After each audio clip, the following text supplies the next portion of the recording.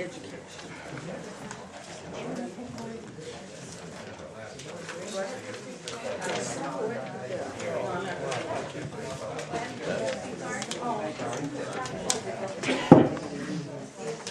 I'm watching everyone else go now. We know who you are, but we know Barbara's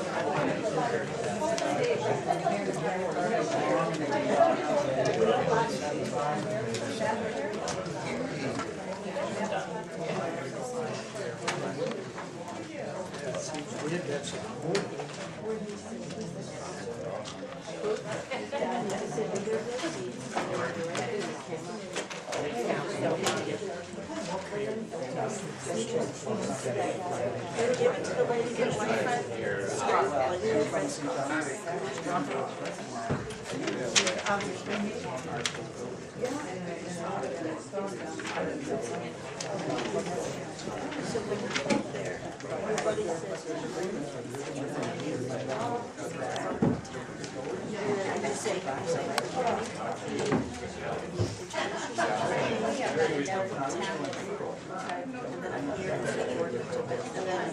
and say whatever you like.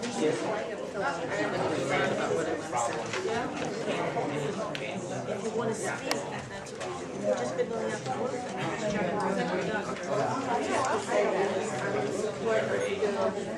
Yeah, if you want to say something, about it, that's your intro. Right now, where I'm from, and I will support. And then if you want to say a word or two, that's where you put it. There you go. Yes. And all I have to do is say, I like to submit this. Yes. They'll be very happy that you're sure. Ask him for an article. Something to submit. You really are a freshman. Well, the language is still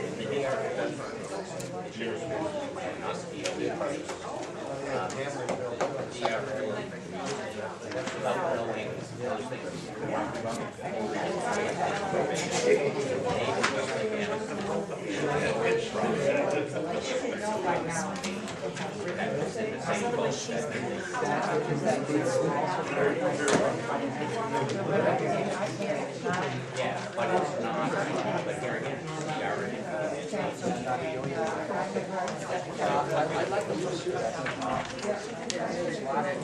well,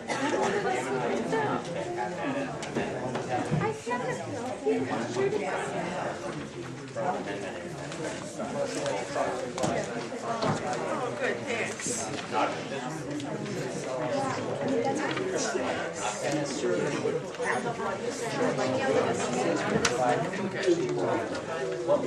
Thank you. Oh, I'm sorry. I'm sorry to hear that. Before we begin the hearing, I do have some announcements.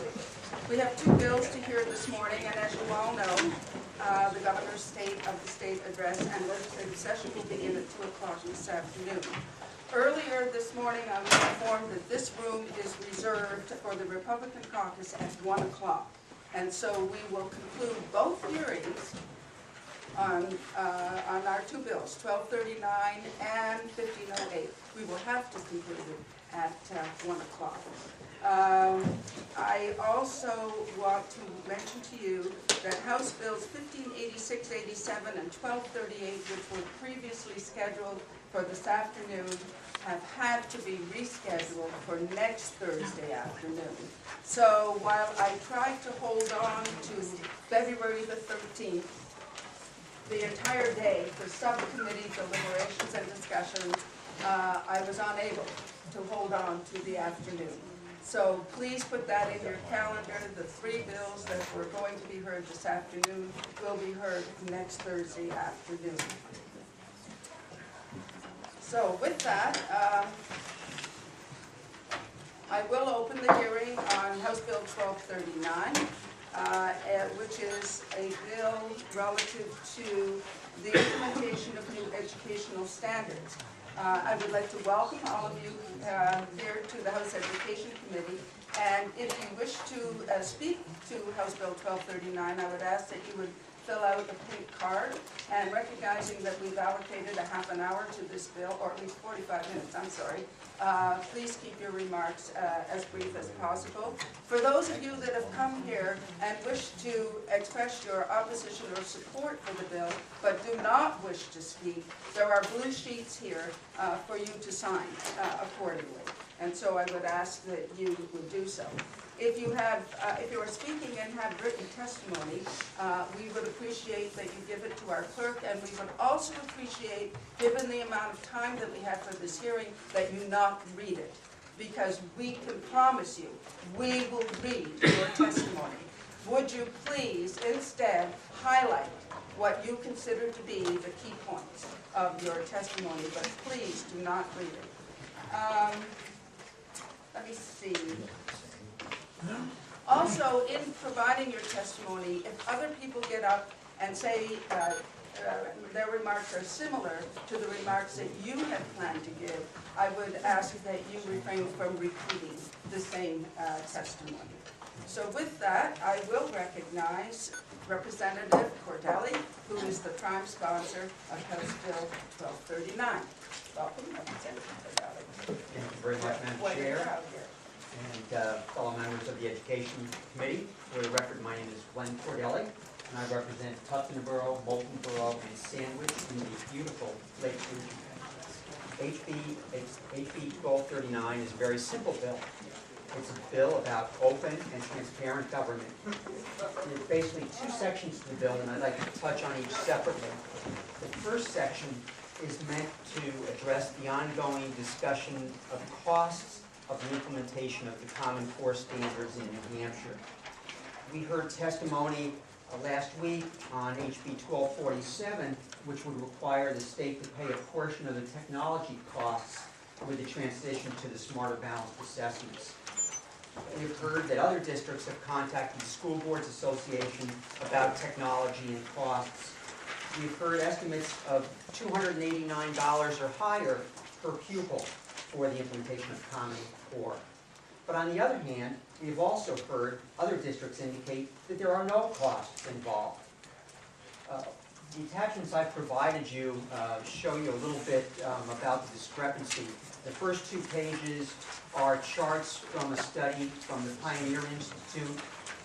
Then there is a page from Smarter Balance about the costs per pupil for the Smarter Balanced assessment. The last page is a survey of operational costs from the Smarter Balanced application for Race to the Top funds. And I also have, if anyone's interested, a study by the Fordham Institute from 2012, which breaks down costs by either one of 3 methods, either a business as usual, a bare bones, or a balanced implementation cost perspective. So I have that if anyone's interested as well. I have been told by a member of the Board of Education, excuse me, the Department of Education, that trying to get information from the local districts about implementation costs has been very difficult, and dealing with frustration of trying to get that information and not being able to. So I'm hoping that this part of HB 1239 will help us find accurate, real costs for the implementation. The second section of the bill deals with implementation of any new standards. I believe that one of the problems with the implementation of the Common Core standards in New Hampshire has been communication.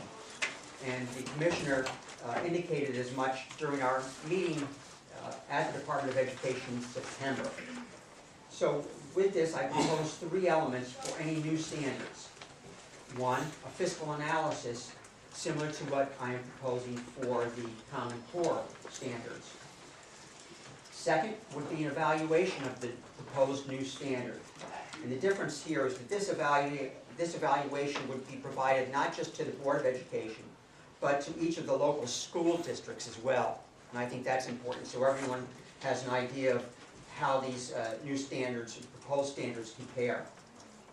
And finally, I think that public hearings on any new standards must get out of Concord. So I'm proposing that public hearings be held in each executive council district on any new standards, so that the public and educators alike have a right to their input about the standards.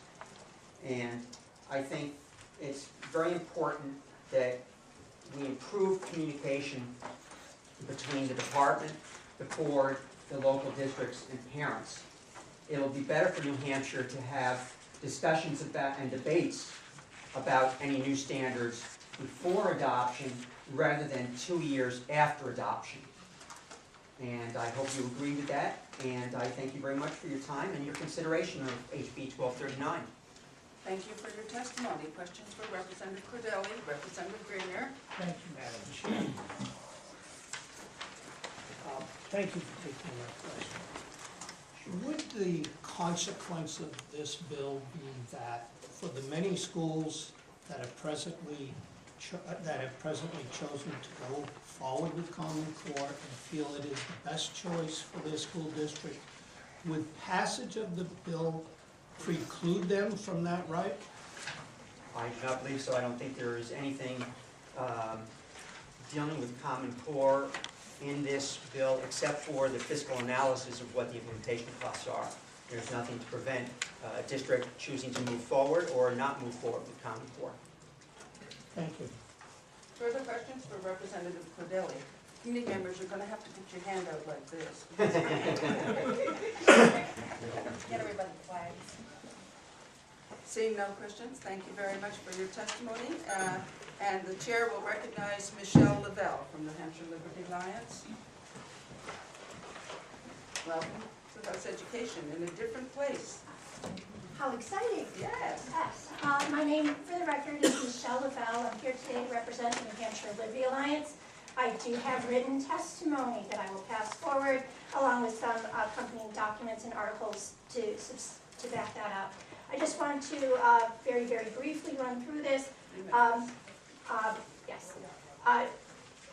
To the best that I've been able to find, the New Hampshire Board of Education, in a rather rushed fashion, went through the ELA standards, the English Language Arts standards, in their June 2010 meeting, and only a month later, in a special meeting in July, went through the new math standards. And this was rather an accelerated review process because their Race to the Top grant was due in early August. It did not ever include a fiscal analysis. So I think the Board of Education needs to finally step back and say, what is the cost of implementing these? And it was an adoption. If you look at the video of these meetings, it was an adoption of Common Core at the state level. And part of that Race to the Top grant application included adopting one of the aligned assessments. New Hampshire chose the Smarter Balanced assessment, and that is a mandatory test. So if you follow this, schools are required to use the Smarter Balanced assessment as of 2015. And by doing that, and they're graded on this, this is a very important test. Their success rests on their scores. The schools are thereby required to purchase their curriculum, upgrade their technology, have all these professional developments specifically for these Smarter Balanced assessments and to do well on them. So even though adoption is, quote, optional, the tests are not. And those tests drive what the school districts need to do in order to do well. Even in Conway here in New Hampshire, their school board has used the term unfunded mandate. And these other small towns throughout the state are straining to meet the financial commitments that the Smarter Balance assessment and then aligning the material to do well on these tests are requiring of them. So I will submit my written testimony and the supporting documentation, including the articles from Conway where they discuss the burden that this is posing to them. Thank you for your testimony. Questions, Representative? Thank you, Madam Chairman. Thank you for taking my question. I'm not sure if you're the person to answer this, or the Department of Education, but do you know how many companies provide this test material, and is it bid on by a department to get it at lower bid as opposed to one company making all the money? To the best of my knowledge, there is one provider. Thank you. And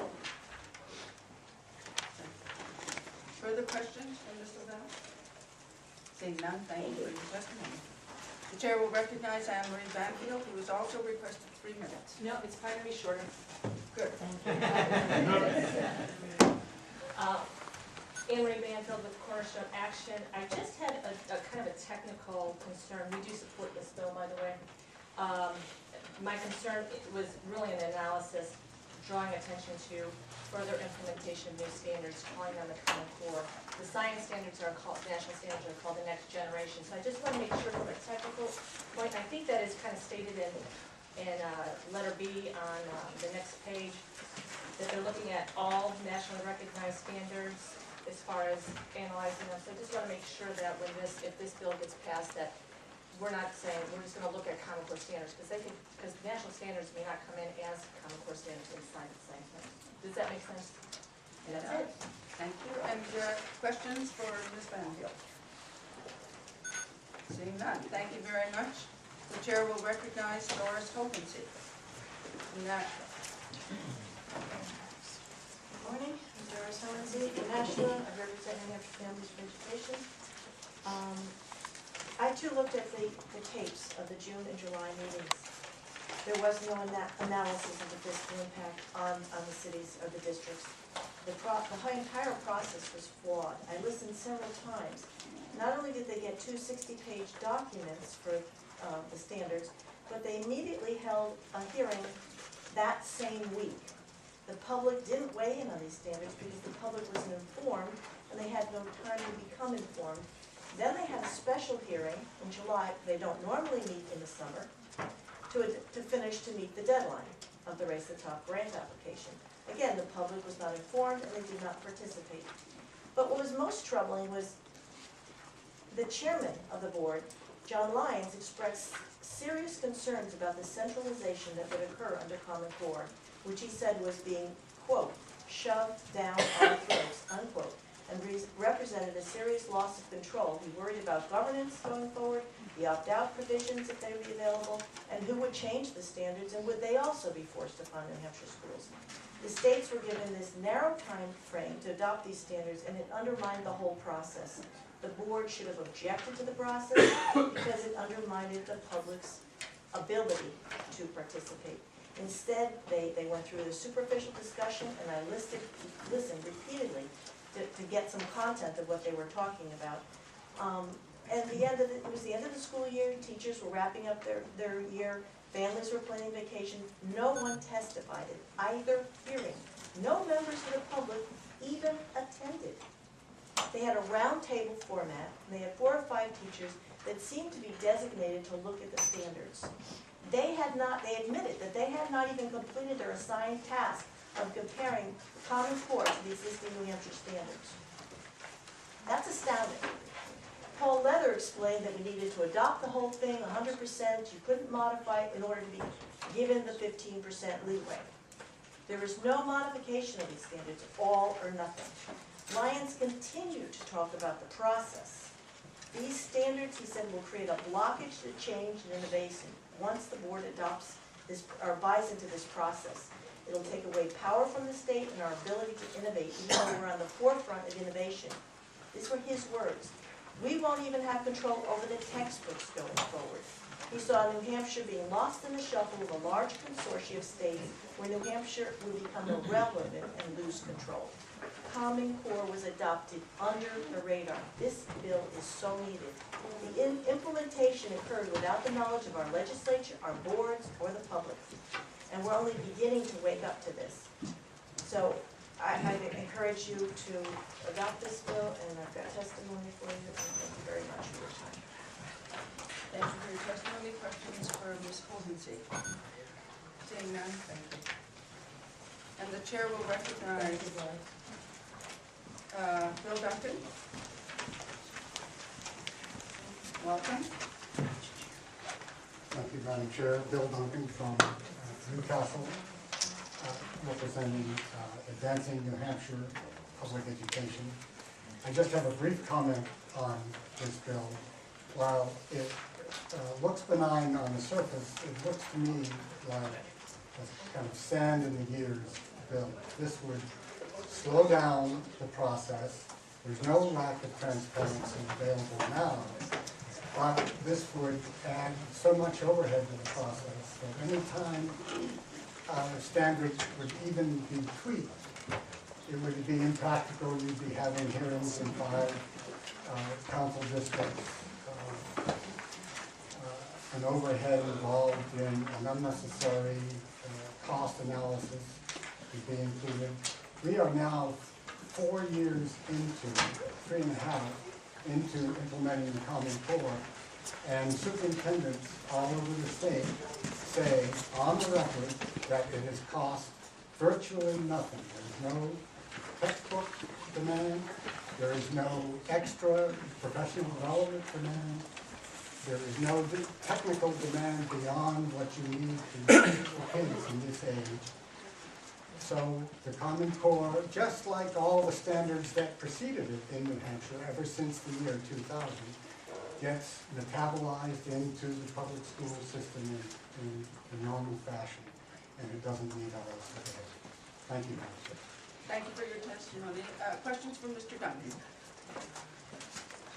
Seeing none, thank you for your testimony. The chair will recognize Bonnie Dunham. Welcome. What do you? 90 seconds so I could talk at a leisurely rate. Well, we know you can do it. I'm Bonnie Dunham from Merrimack, New Hampshire, and I'm speaking in opposition to this bill. House Bill 1239 actually makes me appreciate the straightforward approach being taken by the sponsors of House Bill 1508, which simply requests that we terminate our involvement in the Common Core state standards. Not that I am in favor of that, I oppose that as well, but at least it's straightforward. Instead, this bill attempts to put up roadblocks that impose burdensome hurdles that the state would have to overcome or jump over before they could implement any new state standards, which would essentially, it would seem to me, put the process at a grinding halt, which I can't see how that would benefit our children. This requirement that a public hearing be held in each executive council district is burdensome, because the state doesn't even require that when it passes laws or rules. And so I don't know why we should go that far above and beyond in implementing new educational policies when there is already a process to have that done. It just doesn't seem necessary. Thank you. Thank you for your testimony. Questions for Bonnie Dunham? Next, thank you very much. And the chair will recognize Heather Gage.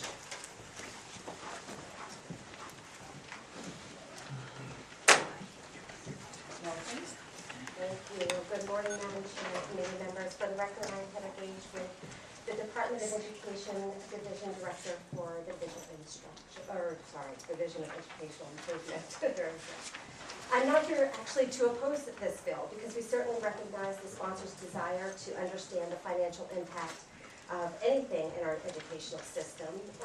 However, we can only go as far as to say that we would like to continue to work with the sponsor. I've actually spoken to Representative Cordelli many times on this bill, and hope that we can continue to have those conversations. We want to make sure that the bill doesn't cause a negative operational impact to the school districts or remove the district's ability to implement the standards that they feel are best for their children. That's really our main concern. So districts do not normally report this kind of detailed information to the state, which is why we haven't been able to answer some of the questions that from the state level that folks have been asking. So this will be an additional burden on them, but keep in mind that this bill is not just about putting down a cost figure. Districts will actually have to do a comprehensive analysis of what they would normally spend in the day-to-day, year-to-year operations of their school compared to what they are having to spend because there are new educational standards and new assessments and those kinds of things. So that analysis is really, really important. And we would certainly help districts in doing that and providing templates and those kinds of things, but it still is an additional burden for districts. On the other hand, and equally important, is that the original bill as it stands right now doesn't actually have any requirements for districts to send in that information to the state. And so we do have a concern that without that, although I don't know if I would recommend that in local governance value, that without that information being required from districts to the state, then we worry about the validity of the report that's being asked. So with that, I will close our testimony. I do have a testimony that has just a little bit more information on it. And we'd be happy to take any questions, and actually would respectfully request for Representative Vick to ask his question again that he asked earlier. The question I asked earlier, you will know the question, so you want to give me the answer? So the question was around whether the state would go out for an RFP regarding the assessments and those kinds of things. So what Smarter Balance, our memorandum of understanding with Smarter Balance is for them to help the states in developing what those assessments will be. So the engine, the online service, and those kinds of things. The state will be going out for an RFP, and we're working with our New England states like we have in the past to develop what this RFP will look like for who will actually take those assessments and grade those assessments and those kinds of things. And we'll be doing that based on our state laws, what's allowable, and continue to hold privacy at the utmost importance. May I ask a follow-up? Yes, you have. Of course. Can you answer this for me? Then to date, how much money has been budgeted by the Department of Education for this, and how much of that budget, if any, has been spent?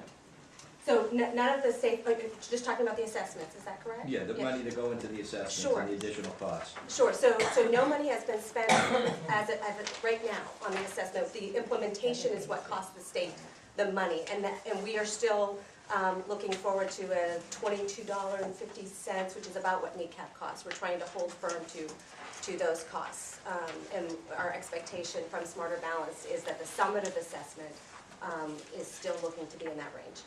And that, well, yes, and that's a per student cost. Of course, right. And that's what we currently have in our federal and state money for assessment, to be able to implement that. So the implementation of that assessment for the summative assessment should be at no burden to the school districts, just like in the past. But it will, excuse me.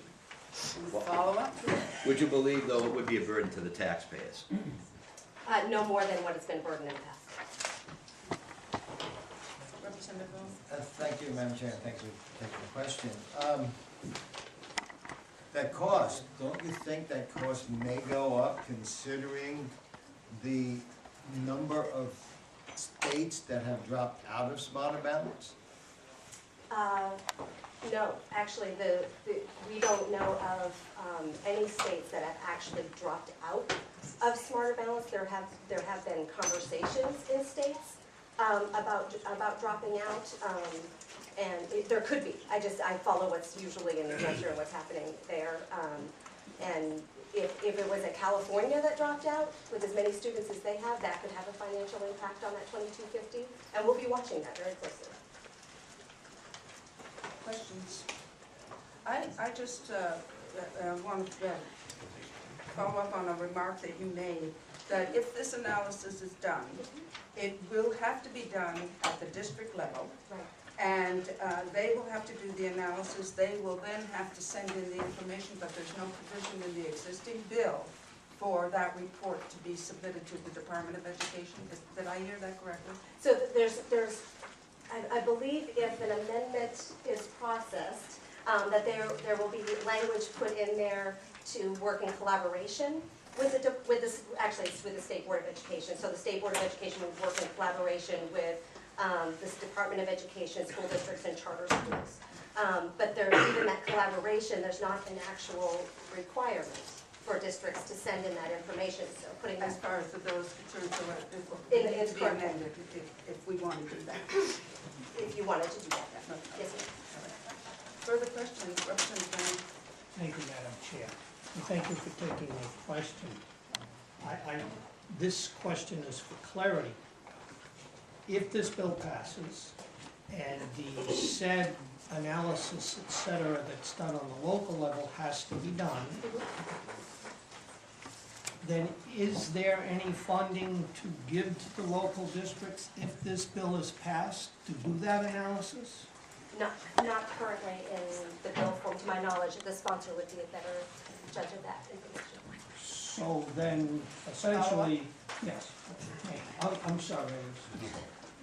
So this would essentially downshift additional cost to the local districts if this were passed as is. It would be an additional burden on their time. Yeah, thank you. Representative Flood, do you have your hand up? Yes, I did, Madam Chair. Thank you for taking my question. Do you know of any other states which have already gone through the process of an analysis and determining costs and benefits or detractors and entering into Smarter Balance? I'm sure that there have, Representative Ladd, and if this bill were to pass, we would reach out to several states to find out what kind of survey they did to save costs on the state and the districts in that area, but I don't know of any at this particular time. Thank you. Seeing no further questions, thank you for your testimony. The chair will recognize Greg Hill, former member of the House Education Committee. Welcome. Thank you, Madam Chair. Just a quick 2 minutes. Just a quick add on to the conversation that was just going on. All of what you talked about for the cost of this may be true for the cost of the test itself.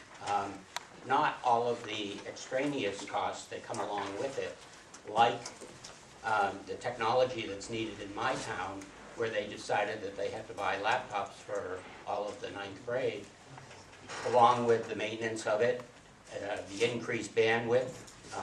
It's a considerable cost for my town, and I think that is a downshift. I came here to talk, quite frankly, about a form or a package that was given to us in September at a hearing for all of you folks by Commissioner Barry down at the DOE. And in there is getting the facts, they call it. And there's a little section, I'll just read one sentence to you. It said there are more rigorous and more relevant, these are, meaning Common Core standards, are more rigorous and more relevant to student learning than most states' former academic standards. Now to me, and our English teacher, that would seem to me to say that there were other states that had more rigorous standards than the Common Core. My question has always been, where was the analysis done determining whether these standards, I always hear that these standards are higher than the standards we had in New Hampshire, but where was the analysis done to see whether we should adopt Common Core or some other standards that the DOE seems to admit were stronger in other parts of the state, of the country, in other states? They are, if there was a stronger math and we were going to go through the expense of shifting standards, why didn't we pick up California standards? Why didn't we pick up any number of other state standards that were stronger? The cost is the cost, but I saw no analysis done by the Board of Ed in that 1 week time period that they had to look these over. I've not heard of any, and so that's my question. Where was the analysis done, and why was that not provided to the public if it was done? Hopefully that will be answered in testimony either with regard to this bill or to the next one. Hopefully. Questions for former Representative Hill? Seeing none, thank you for your testimony. Oh, I'm sorry, Representative Burke. Thank you, Madam Chair. You said that your school would have to buy, or did have to buy computers in order to do the standards? Thank you for your question. The Smarter Balance test is one that is required to be done online simultaneously, so the entire school does it at the same time. And in order to do that, I still have no idea how it's going to be done from, say, Laconia North. The bandwidth just doesn't exist to be able to do this online. It's an interactive test. None of that was ever discussed, none of that was ever contemplated when the Board of Ed examined this over a week period of time. Someone is going to have to pay to upgrade those systems. That's gonna fall on the taxpayer. There's just no other way to do it. Our school district has a warrant article this year for laptops for the entire 9th grade. When it was brought to just the budget committee, they said, here's the cost of the laptops, and someone who is technologically minded said, well, what about the mouse that has to go with the laptop, because that's how this is working? Oh yeah, well, we'll have to add on for that. What about the headset that has to go along with it? Yeah, we'll add on for that. How are these kids gonna carry these things? Oh, that's right, we'll have to get cases. Then it turned into who's gonna implement all of this?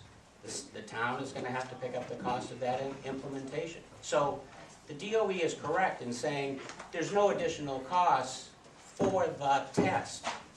To do the test, that's a whole nother story. Thank you, Madam Chair. Are there any other ways in which the computers can be used? I mean, they're not gonna be used simply for a test, are they, or what? One would hope. Yeah. I don't know. And in fact, that's one of the questions that I've had for my school board. What analysis have they done on a cost-benefit basis that this technology makes our test scores any better? You know, what happened to the pen and pencil?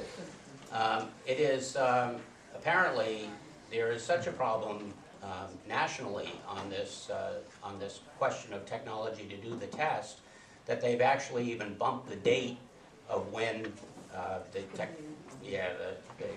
computers will have to be entered in to do the test. I think this year, is it this year or is it next year, that they are allowing pen and paper to do this? 3 years. Question, Representative? Thank you for taking the question.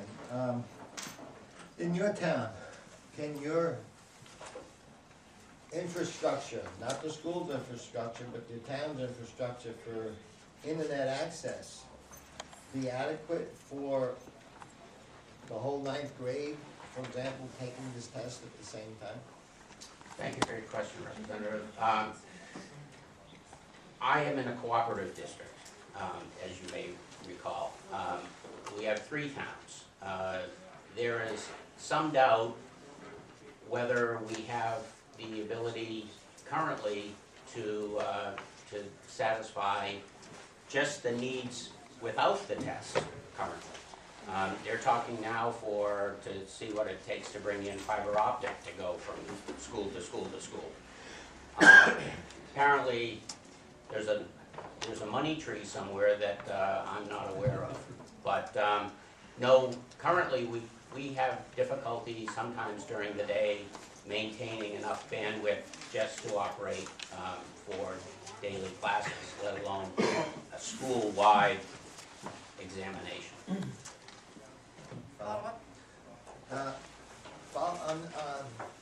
Thank you. The problem, I believe, correct me if I'm wrong, the problem with bandwidth is not the downloading, because most internet companies, that's quite efficient, but it's the uploading that is usually the problem. Is that not correct? As far as I'm aware as well, we probably are on the same level technologically speaking here. But my understanding is this smarter balance test, and perhaps the DOE can fill us in on some of that.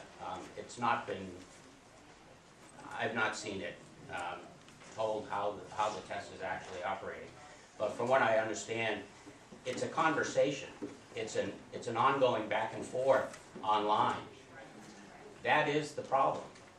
It's not a question of being able to just go to Google and it drops something on your desk. No, it talks to you back and forth.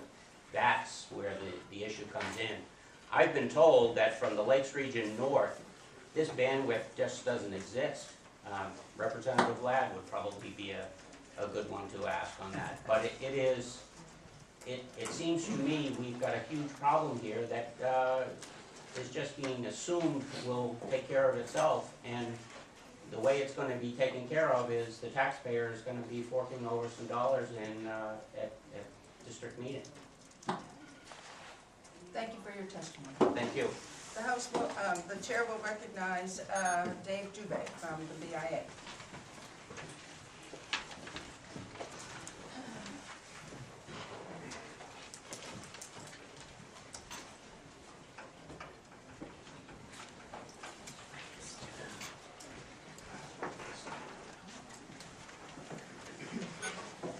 Welcome to House Education. Thank you, Madam Chair, members of the committee. My name is Dave Dubé. I'm a Senior Vice President with the Business and Industry Association.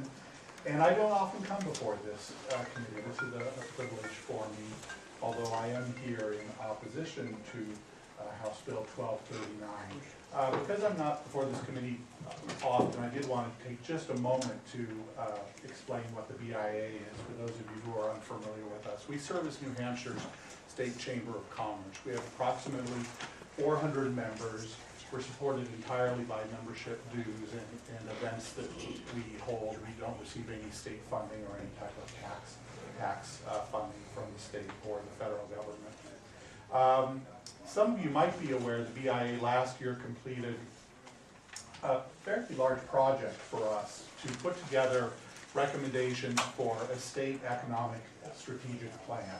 We felt that there were recommendations that were needed from the business community to move this state forward in the 21st century, to allow our businesses to better compete with other businesses around the country and around the world. And one of the key areas in that strategic plan dealt with education and making sure New Hampshire children are prepared for 21st century careers and prepared for college and secondary education if they choose to go that route. And as a part of that discussion, our board of directors unanimously supported the implementation of Common Core standards in New Hampshire, which leads us to why we are opposing this bill.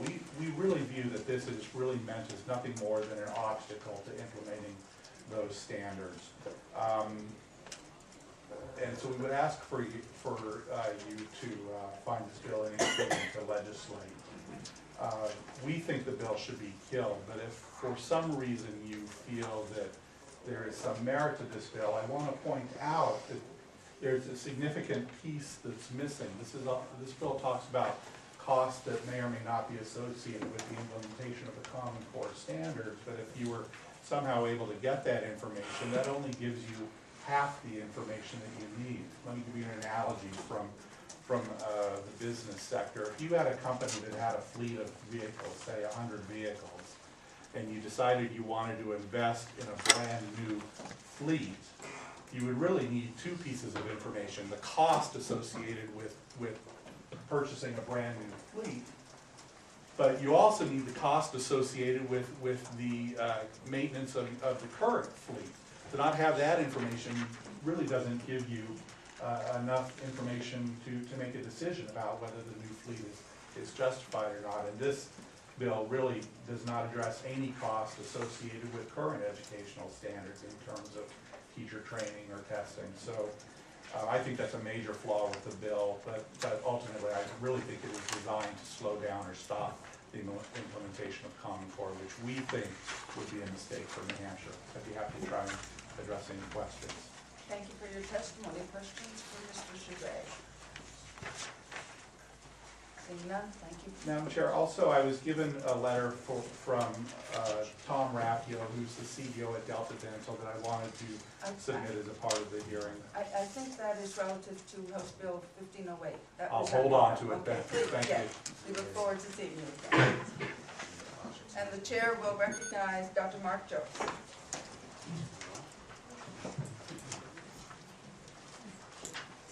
Welcome. Thank you, Madam Chair, members of the committee. Mark Joyce on behalf of New Hampshire school administrators and New Hampshire special ed administrators. We are here in opposition to this bill because we feel it's an unnecessary piece of legislation, and if it were to be decided to be a piece, it is incomplete. First of all, it's unnecessary, we believe, because the existence of many of the items identified for study really have a long history of being present in New Hampshire education. On NECAP assessments as a result of their generation are part of state law, they're part of adequacy, they're part of the required accountability system. As a result, no matter what form of assessment we take, we're simply changing a current form, not adding anything new. I would also agree with the prior testimony regarding the cost of doing business in education in comparison to new costs. One illustration. For over 10 years, New Hampshire schools have been doing online assessment. At one point, 70% of New Hampshire schools used the NWEA assessment, which was done online, adaptive educational assessment, very similar to those products that will be coming to New Hampshire now. One of the misconceptions is that all students take those tests at the same time. They do not. They're scattered over a 6 to 9 week period of time, so not all students take it at the same time under any platform of adaptive assessment. But moreover, we believe that the ingredients of this bill are totally within the purview of your current statutory committee on accountability and assessment in New Hampshire. That committee has the authority to study all of these various issues. It's unnecessary to add a special piece of legislation to accomplish it. In addition, just over the past several weeks, all of the rules for school approval have been developed through the hearing process, promulgated by the state board, and already approved by the Joint Legislative Committee on Administrative Rules. Inside those rules was the adoption of college and career ready standards, new assessment practice. Those were vetted, there were public hearings, citizens raised questions of cost, yet your legislative committee authorized to approve it, approved those rules by an 8-3 vote. So they are currently applying to all of New Hampshire schools. The final piece I would add is that if in fact this were to become law, the fiscal impact on local school districts is grossly understated here. It calls for a researcher being hired by the department to collate data, but it doesn't at all consider the cost of developing this cost data in all 176 New Hampshire school districts. I would stop there and I'd be pleased to answer questions. Thank you for your testimony. Questions for Dr. Joyce? Seeing none, thank you. And the chair will recognize John Freeman, Superintendent.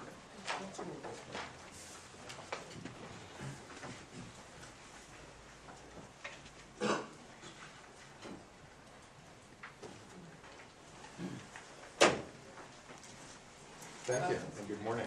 Good morning. Just like to take a moment to affirm at least some of the testimony you heard from Mr. Duncan a short while ago relative to the cost to the local school districts. My name, again, is John Freeman. I'm the Superintendent of Schools in the Pittsfield School District. And if you know Pittsfield, you know that we're a property poor community, and we're also a community with one of the highest tax rates in the state of New Hampshire. And so cost items are always on the front burner for us.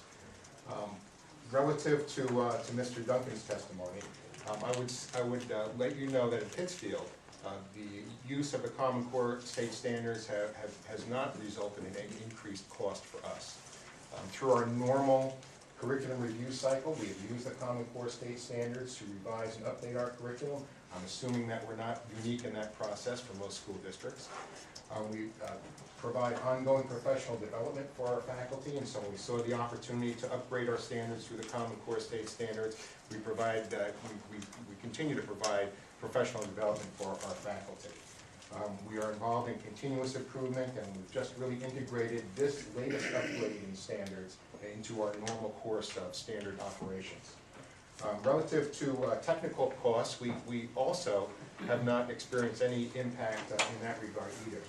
As Dr. Joyce just stated, we, as many of school districts in New Hampshire, have been using an online assessment for many years. Our elementary school, for example, has been using the NWEA assessment, 17 classrooms, all using one computer lab during an open window of about 3 weeks in the spring and in the fall. So we have not had a problem scheduling those classes, although probably the teachers would not agree with that. We have been able to schedule those classes and using the same equipment for all 17 classes. So it hasn't had an impact with us whatsoever. And I think important to also contradict some of the earlier testimony that all needed to be tested at once. That is not my understanding. Unless there's a last minute change that was made, we would have the ability to use our current equipment and schedule classes as we might. So in conclusion, I am opposed to this bill and opposed to all of the anti-Common Core state standards, proposed legislation, and the Smarter Balance as well. The Smarter Balance to me is important. I didn't speak about that, but we'll take this opportunity to do so. It's important because once, now that we've got the Common Core integrated into our school's curriculum, we want the assessment to match, and so we're accountable to our community in terms of outcomes. Thank you. Thank you, Dr. Freeman. Questions for Dr. Freeman? Representative Myler. Thank you, Madam Chair. Thank you, Dr. Freeman, for coming here today. And I want to make a public thank you for the work that you are doing in Pittsfield. I can remember back years ago when Pittsfield was a very difficult school district with very poor test scores. And through your leadership, the leadership of the building administrators, you've done a terrific job. Thank you. I want to make sure that I'm clear in what your testimony said. You basically have said that you have taken the Common Core standards and integrated them into your school district at no additional cost. Is that correct? That's right. No additional cost other than what we were planning to do. So curriculum review, professional development, it's just all integrated and not a blip. The follow-up, please. So the budget that you adopted annually, those funds that you would be using for professional development, for upgrading of equipment, whatever, it's been a natural kind of a process that you've been able to implement in your school district. Perfectly natural. Thank you very much. Thank you for your time. Other questions? And I would reiterate, thank you for all the good work that is going on in Pittsfield. Thank you very much. All right, that ends it almost ends the report, the hearing on House Bill 1239. I do need to inform the committee that you have received testimony from a very important group of people. This is the Legislative Youth Advisory Council. And this, of course, was a body that was created by this legislature some many years ago. I happened to be on the Children and Family Law when we created this council. The letter is from Skylar Jones, whose mother is Representative Laura Jones, and she is the bill monitor for the Legislative Youth Advisory Council. And the letter states that they took a vote on it and the vote was split. Those voting for the bill,